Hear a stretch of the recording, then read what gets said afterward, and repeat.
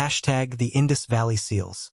In the summer of 1922, an archaeologist named Rakal Das Banerjee was excavating a mound in northwestern India, in a place called Mohenjo-daro. He wasn't looking for a lost civilization.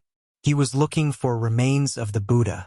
What he found instead would become one of archaeology's greatest unsolved mysteries. One that still sits, largely unread, in museum collections across the world. Banerjee uncovered a small stone seal, barely the size of a postage stamp. It bore a carved image of a horned animal that resembled no creature known to Indian fauna. Something between a rhinoceros and a bull, with an impossible backward curve to its horns. Around the edges of this creature was a string of symbols. Not drawings, not pictures. Symbols arranged in neat, methodical lines like a language. He had found evidence of a civilization that had flourished for over 1,000 years, from roughly 2600 to 1300 BCE, sprawling across an area larger than modern-day France and Germany combined. The Indus Valley civilization had built cities with sophisticated drainage systems, mint-condition streets laid out in perfect grids, and architectural standards maintained across hundreds of miles. It was, by every measure, one of the great urban civilizations of the ancient world. And yet, almost everything it wrote we cannot read. Today, more than a century after Banerjee's discovery, despite the combined efforts of linguists, mathematicians, computer scientists, and archaeologists, the script remains largely undeciphered. Thousands of seals have been recovered. Each one is a key that might unlock a door. And yet the door remains sealed. This is the story of how an entire civilization learned to write, how they wrote for 1,000 years, and how they managed to leave behind one of history's most baffling silences. The Indus Valley was not a place that seemed to ask for written language. Before 2600 BCE, the people who lived along the Indus River and its tributaries in what is now Pakistan were farmers and herders. They scattered themselves across the floodplain in small villages. They grew wheat and barley. They domesticated cattle and sheep. They were not remarkably different from thousands of other Bronze Age peoples across the ancient world. And then, quite abruptly in archaeological time, over the course of perhaps a century or two, everything changed. Village merged. Settlements expanded. Building standards materialized overnight. Urban planning emerged as if handed down by decree. By 2600 BCE, cities rose from the dust with an almost eerie uniformity. Harappa in the east, Mohenjo-daro in the center, jewel of the civilization, its ruins sprawling across 6 square kilometers. Dhalavira in the far west, with its monumental architecture and water management systems so advanced they would not be equaled for another 2,000 years. Dozens of towns, hundreds of villages, all connected, all speaking to one another somehow. This is where the seals come in. A seal, in the ancient world, was a tool of power. It marked ownership. It verified transactions. It bore the name or symbol or emblem of the one who pressed it into clay. In Mesopotamia, contemporaneous with the Indus, seals were monuments to individual authority. Kings and nobles had them carved to trumpet their names and deeds across the centuries. But the Indus seals are different, almost haunting in their sameness. Most are made of steatite, a soft stone easily carved. Most are square. Most are small, roughly 1 to 2 inches on a side. Nearly all feature an animal at the top, the mysterious unicorn bull, a water buffalo, a rhinoceros, a tiger, sometimes humans in yoga-like positions. Below the animal, the script begins. Usually 3 to 5 symbols per seal, sometimes more. What is remarkable is that over 4,000 seals have been recovered from Indus Valley sites, and perhaps 1,500 distinct symbols or sign combinations have been identified. Yet we do not know what a single seal says. We do not know the names of kings. We do not know the names of gods. We do not know if these seals belong to merchants or priests, to families or to temples. We do not know if the symbols represent sounds like an alphabet, or if they represent whole words or concepts like Egyptian hieroglyphics or Chinese characters. We do not know if the animal on top is a signature, a symbol, a placeholder. We do not know if the script runs left to right to left, or in some other direction altogether. And most pressingly, We do not know why a civilization that wrote so much left us so little that we can understand. The fundamental problem is one of isolation. Written language, when we understand it, becomes a bridge to another mind. The Egyptian who carved hieroglyphics into a tomb wall was speaking to eternity, and we can hear him. The Mesopotamian scribe who pressed his stylus into clay cuneiform was recording a god's laws, a merchant's transaction, a king's victory, and we can listen in. But the Indus Valley scribe wrote in silence, and that silence has never been broken. Part of this silence comes from what archaeologists call the Rig Vedic gap. Around 1300 BCE, the Indus Valley civilization collapsed. No one is certain why. Climate change, perhaps. Evidence suggests the monsoons failed. Migration, perhaps. New peoples came down from the north, the Aryans who would compose the Rig Veda, the oldest surviving text in an Indo-European language. Invasion, perhaps, though the evidence for this is weak. Whatever the cause, the cities emptied. The seals stopped being made. The knowledge of how to read the script vanished. When the Sanskrit-speaking peoples arrived, they found ruins. And the script, by then, might as well have been written in a place none of them could see.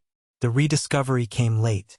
For centuries, the mounds of the Indus Valley were simply mounds, useful for bricks. Then, in the 1920s and 1930s, archaeologists began to excavate them seriously. The seals emerged from the earth by the hundreds. Photos circulated. Curiosity burned. A script awaited decipherment. Linguists attacked the problem with the tools available to them at the time. They looked for patterns. They counted symbols and tried to estimate the size of the vocabulary.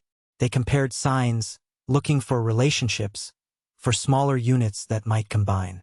They performed frequency analysis. If the Indus script was alphabetic, perhaps the most common symbols were vowels. If it was logographic, perhaps the distribution would look different. They tried to find connections to other writing systems. Could it be a protoform of the later scripts of India? Could it be linked to Dravidian languages which are still spoken in southern India today? But every avenue led to a locked door. One of the barriers is that we have almost no bilingual texts, no Rosetta Stones that might bridge the Indus script to a language we understand. The Indus seals themselves are divorced from context. They were trading tools, likely, meant to be pressed into clay that accompanied goods. But the goods are gone. The clay has crumbled. We have the stamp, but not the letter it was meant to authenticate. And there is another problem, more fundamental still. We are not even sure what language the Indus script represented. Did these people speak an early form of the Dravidian languages of South India? An early Indo-European tongue? A language that has no descendant alive today? A branch on the tree of human speech that broke off and withered? If the language itself is lost, then decipherment becomes not merely difficult but perhaps impossible. Like trying to read a message written in a code whose key has been destroyed, locked away in a mind that lived 5,000 years ago. This is where the story becomes one not just of archaeology, but of human limitation. The Indus Valley civilization thrived for longer than Rome did. It covered an area vaster than any contemporary civilization except Egypt. It built cities with water pipes and sewage systems, public baths and granaries, libraries perhaps, temples perhaps. These people had mathematics. They had engineering. They had enough social organization and cultural sophistication to produce one of history's great achievements. And yet what they thought, what they believed, what they valued, all of it remains behind that script, on those thousands of seals that sit in museums and storage facilities, speaking in a voice no living ear can hear. The seals themselves are beautiful to look at. They carry a mysterious dignity. There is something almost haunting about them. The precision of their carving, the enigmatic animals, the careful arrangement of symbols that lead nowhere. They seem to demand that we understand them. They seem to promise that meaning lies just within reach. And yet that promise has remained unfulfilled for more than a century. And as we will see, the effort to fulfill it has become one of archaeology's most contentious battlegrounds. The quest to decode the Indus script has become something of an obsession, a scholarly Sisyphean struggle where each proposed solution crumbles under scrutiny, and each new theory sparks furious debate. Linguists argue with archaeologists. Computer scientists clash with traditionalists. Some scholars claim breakthroughs that others immediately demolish. The script, it seems, has become less a problem to be solved and more a mirror in which we see our own biases, our desperation to impose meaning where none may exist. And perhaps that is the deepest lesson the Indus Valley offers us. We are creatures who demand narrative. We need stories. We want to know what people thought and felt and believed. We recoil from silence. When confronted with something as organized and sophisticated as the Indus script, our instinct is to assume it must be decipherable, that with enough time, enough data, enough clever thinking, we will crack the code. But what if we are wrong? What if the universe does not always reward our efforts? What if some voices, once lost, remain lost forever? The decline of the Indus Valley civilization itself remains shrouded in mystery. Perhaps a great flood came. Perhaps the monsoons failed and the crops withered. Perhaps invading populations from the northwest overwhelmed the cities. Perhaps the civilization simply transformed, its people dispersing into the subcontinent, their cultural memory fragmenting and reforming in new shapes. The archaeological record hints at stress, at abandonment, at the gradual emptying of those once teeming streets. By 1900 BCE, the great cities were largely empty. The seals were no longer made. The script ceased to be written. And within a few centuries, it was forgotten entirely. What makes this forgetting so profound is not that it happened. Civilizations have risen and fallen since the beginning of human history. What is profound is the completeness of it. The Indus people did not fade into legend. They do not appear in the mythologies of neighboring cultures. No Greek historian recorded tales of them. No ancient text preserved even the distorted memory of their existence. They simply vanished from the human record, leaving behind their cities and their seals and their unreadable script as the only proof they had ever been. In 1922, when archaeologists first rediscovered those ruined cities in the soil of modern Pakistan and India, they were not uncovering something long known to be lost. They were uncovering something that had been entirely forgotten. The Indus Valley civilization was news to the world, and the script on its seals was news that no one could read. In a sense, we are only 5,000 years away from its disappearance, and yet it feels as distant as the age of dinosaurs. The seals continue to yield new insights, even if the script remains silent. Computer analysis reveals that the symbols follow certain patterns. They are not random, not mere decoration. They follow rules. There is structure there. Statistical studies suggest that if this was indeed a language, it was probably moderately complex, perhaps with inflections or grammatical complexity. The animals depicted, the unicorn-horned beast, the water buffalo, the tiger, the rhinoceros, may have held symbolic meaning. The repeated use of certain symbols suggests words or concepts used frequently. All of this points toward a fully developed written language, not a decorative or religious notation.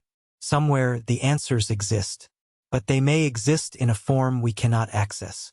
If the Indus script recorded a language that was subsequently lost, a tongue with no surviving descendants, no record in other languages, no continuation in the speech of any people, then all the statistical analysis and computer processing in the world will not help us.